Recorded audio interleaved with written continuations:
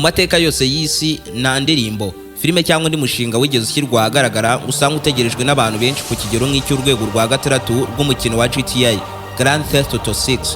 Ubyumve neza ko amashusho y'indirimbo yarebwe n'abantu benshi mu masaha 24 ya mbere ikigera hanze ari indirimbo yitwa Bata y'itsinda ry'abahanzi b'abanyakoreya y'epfo BTS, kuko mu munsi umwe gusa indirimbo yari imaze kuba yarebwa n'abagera kuri miliyoni 108,200,000.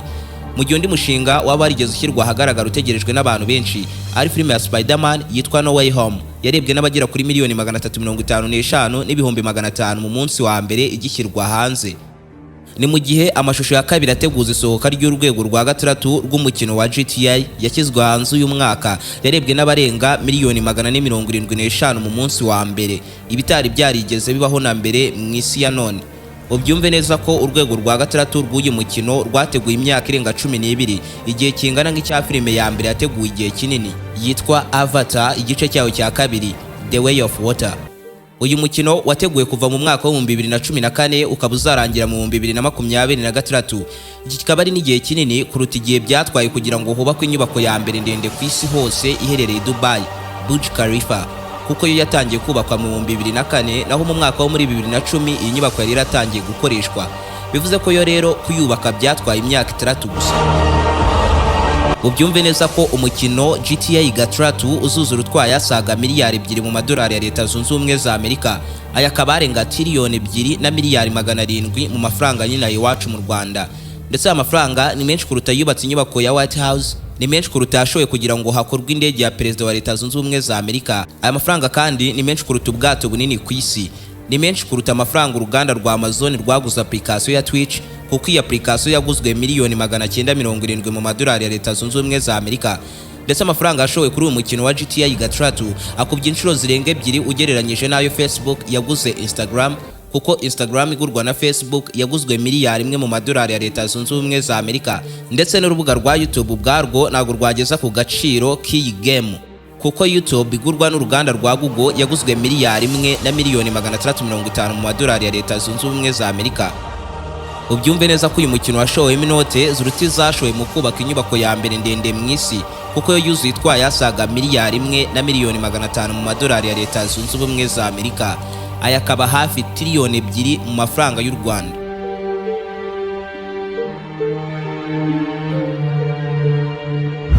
Ibi binagaragaza neza ukuntu imikino nk'iyi ngiyi ya video game iba mu matelefone na mudasobwa byacu tubona tukabisuzugura ngo ni iby'abana, ihenze kuruta ibindi bintu byinshi mu isi tubona twiyumvisha ko ari byo bihenze. Kuko nk'urwego rwa gatandatu rw'umukino wa GTA amafaranga uhagaze wavamo imodoka zirenga 20,000, buri imwe muri izo modoka ihagaze arenga miliyoni 130 mu mafaranga y'u Rwanda. Muri application 10 za mbere za downloadinzwe kandi zigakoreshwa kenshi kurenza izindi kuva zaremwa, kuva ku mwanya wa mbere kugera kwa gatanu tuhasanga imbuga nka WhatsApp, YouTube, Facebook, TikTok na Instagram bya downloadinzwe n'abarenga miliyari 10 mu isi hose. Ariko nyuma yaho hakurikira application z'imikino gusa ya video game zo zagiye zidownloadingwa n'abarenga miliyari 2 buri imwe ukwayo, irimo nk'umukino wa Temple Run, uwitwa Candy Crush Saga, Subway Surfers ndetse na Garden Free Fire. Ibi byerekana ko kandi iyi mikino ikunzwe ku kigero cyo hejuru cyane muri bimwe mu bintu bya mbere bikunzwe kuruta ibindi mu isi.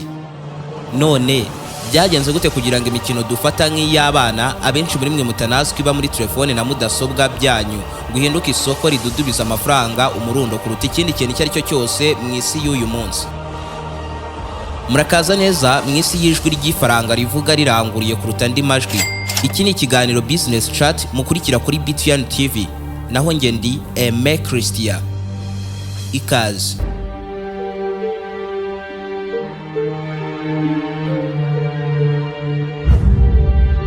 Ubundi video game ni imikino ikorwa ikanakinwa hifashishijwe ibyuma by'ikoranabuhanga, aho ukina abagenzura akanayobora ifoto y'umuntu, inyamaswa cyangwa ikintu runaka iri muri uwo mukino mu buryo bw'ikoranabuhanga, ariko bigakorwa mu buryo bugamije kwishimisha, aho ukina abashobora gukinira imikino ku cyitwa console, aho bagomba gukina uyu mukino yifashishije agakoresho gato afata mu ntoki yifashisha mu kuyobora umukinnyi we uri muri mudasobwa ziri imbere ye, abandi bakayikinira kuri mudasobwa zabo zigendanwa. Hakaba bakinira iyi mikino muri telefone zabo zigendanwa za smartphone, ndetse na za zindi nto z'amatushe zigira imikino nk'iyi.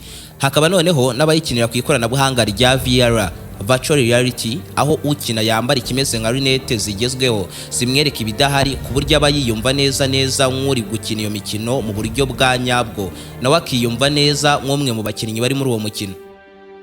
Ni ukuvuga ko ukina aba agenzura umukinnyi uri mu byuma by'ikoranabuhanga. Hakaba hari buto cyangwa ahandi hantu runaka kanda, maze uwari kugenzura agasimbuka, agatera intambwe, akarasa cyangwa agakora ikindi kintu runaka.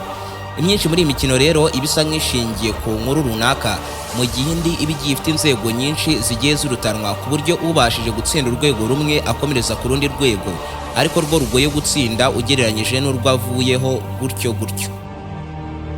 Iyi mikino ariko igiye igabanyije mu moko menshi atandukanye, harimo nk'imikino aho ukina aba akina ari indwanyi cyangwa se umusirikare uri ku rugamba.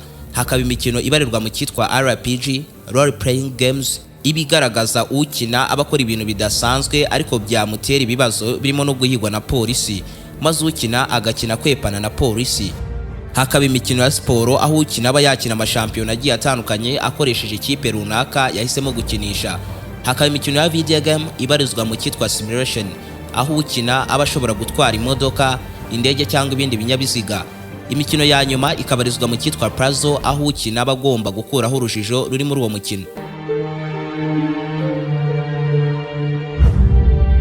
Iyi mikino yose ishorwamo akayabo k'amafaranga, igakorwa na bamwe mu bahanga ba mbere mu nganda z'ibifi binini mu isi hose nka Microsoft, Sony, Rockstar, Ubisoft n'izindi nyinshi. Ndetse imikino yose niyo yateje imbere ama live stream kuri YouTube ndetse no ku zindi mbuga nkoranyambaga nka Twitch, aho n'ubundi abazibaho benshi batunzwe no kwirirwa bakina imikino. Iyi mikino ariko ikaba yagira ingaruka zirimo n'uko ishobora kuba yakoloniza uyikina kenshi, ndetse kubera uburyo muri imikino myinshi ukina akunze kuba ahanganye n'inzego z'umutekano, ibi bigafatwa nk'ibyakongera urugomo mu baturage. Ariko nanone imwe muri iyo mikino nk'uwitwa Minecraft ifasha ubwonko gutekereza vuba ahava igisubizo mu gihe wakwisanga mu kibazo runaka. Umukino ufatwa nk'uwa mbere wa video game wigeze ukorwa, washyizwe hanze bwa mbere mu 1958, wari uwo gukina tennis, ukitwa Tennis for Two, bisobanura tennis ya babiri.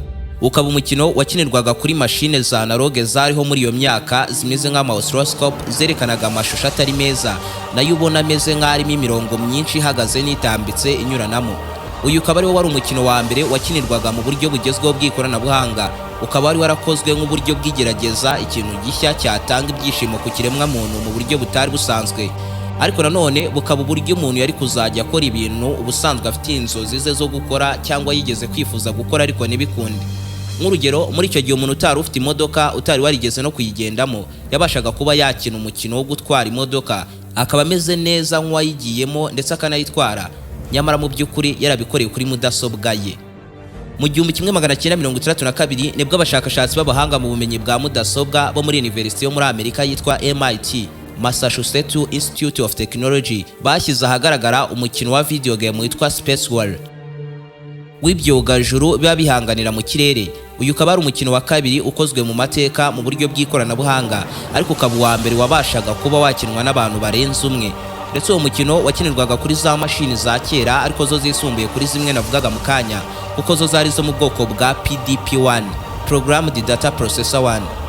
Gusa iyi mikino ibiri yombi uhuriye ku kuba yaragiye ikorerwa mu university, agakorwa mu buryo bwo kwishimisha gusa, nta muntu n'umwe mu bayikoze wari ufite igitekerezo cy'uko byabyara amafaranga bicuruzwe mu baturage.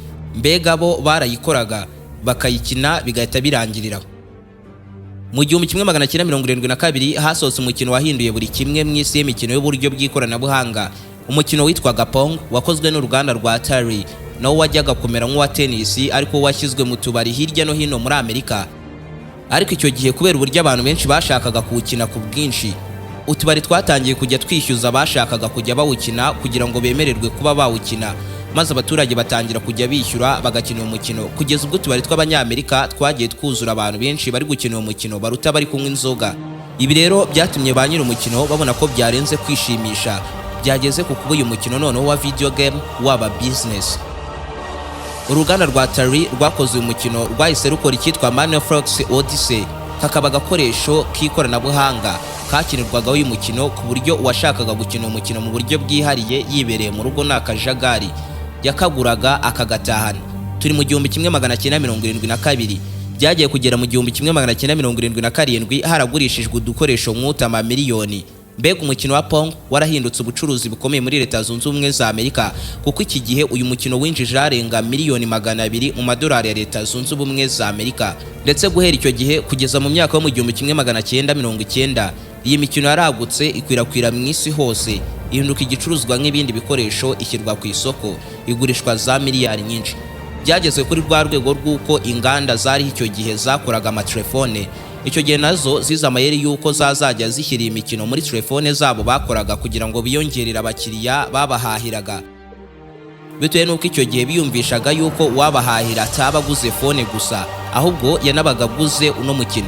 Maze icyo gihe rero uruganda nka Nokia rushyira umukino w'inzoka muri telefone zabo, no aho inzoka muri uwo mukino ibigenda iryo tudomo yahawe kurya maze ikagenda urushaho gukura. Mu 1997 nibwo bwa mbere umukino washyizwe muri izi telefone za Nokia. Kubera uyu mukino w'inzoka, uruganda rwahise rugurisha fone miliyoni 400 hirya no hino ku isi hose, cyane cyane bakurikiye uyu mukino muri telefone zabo. Kimwe nk'indi mikino nayo yagiye ituma inganda nyinshi zigurisha amatelefone menshi, harimo nk'uwitwa Tetris, aho haba hamanuka utuntu turi mu mashusho atandukanye ukina akagenda duhuza ameze nk'ubaka igikuta. Nayo yatangiye gushyirwa muri za telefone no mu myaka yo mu 1990. Business iragenda iragurwa, amakompanyi akomeye mu isi ashura amafaranga menshi ngo hakorwe indi mikino nk'iyi ngiyi itari isanzwe ya video game. Hakorwa imikino yabaye ikimenywa bose mu isi nk'uwitwa Dr Driving n'uwitwa Subway Surfers yadownloadinzwe n'abarenga miliyari 3 na miliyoni 300 hirya no hino mu isi hose, ndetse n'umukino witwa Candy Crush Saga nawe uri mu yinjije akayabo kurenza indi. Ariko kugeza n'ubu umukino ufatwa nk'ibihe byose wagurishijwe kopi zawo zirenga miliyoni 300 n'uwitwa Minecraft wakozwe na studio ya Mahong, ubu ngubu ibarizwa mu ruganda rwa Microsoft. Uyu mukino wo ukaba warashyizwe ahagaragara mu 2011 mu buryo bwuzuye, ndetse kugeza n'ubu ukaba uri kimwe mu bintu bya mbere bikorwa n'abantu benshi kuri internet, kuko buri kwezi uyu mukino ukinwa n'abarenga miliyoni 180. Kimwe nk'umukino wa GTA urwego rwawo rwa 5 rwasohotse mu 2013, na n'ubu uyu mukino uracyakinwa n'abarenga miliyoni 100 buri kwezi, kandi warasohotse mu myaka myinshi ishize.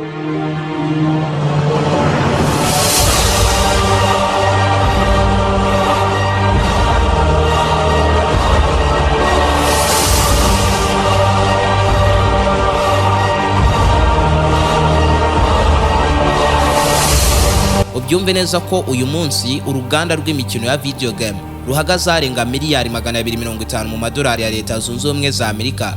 Aya akaba ari amafaranga menshi kuruta umusaruro mbumbe w'ibihugu 175 mu bihugu 193 bigize isi, birimo n'ibihugu bikomeye nka Portugal, Ubugiriki, New Zealand n'ibindi byinshi.